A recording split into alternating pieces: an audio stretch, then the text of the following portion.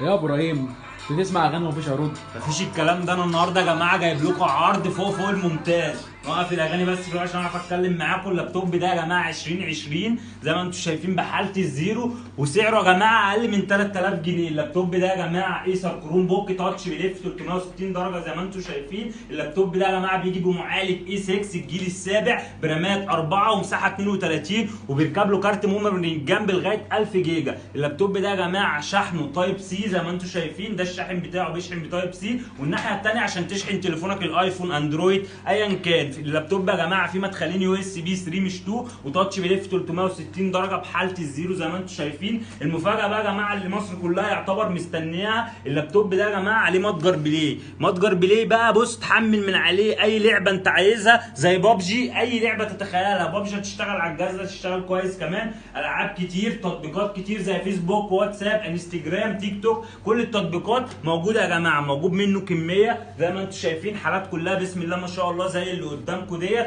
اللابتوب ده يا جماعه يبقى سعره اقل من 3000 جنيه. لو انت مهتم اكتب تم وهتسمع سعر ما حصلش. اللابتوب يا جماعه بتيجي تستلمه من عندي بهديه شنطه، ماوس، وستيكر عربي، وكابل باور اوريجينال، وشاحن اوريجينال. حالات كلها بسم الله ما شاء الله زي ما انتم شايفين، حالات كلها كويسه يا جماعه، وموجود منها كميه، وموجود شحن لجميع المحافظات عشان الناس ما تزعلش. موجود شحن لحد باب البيت يا جماعه.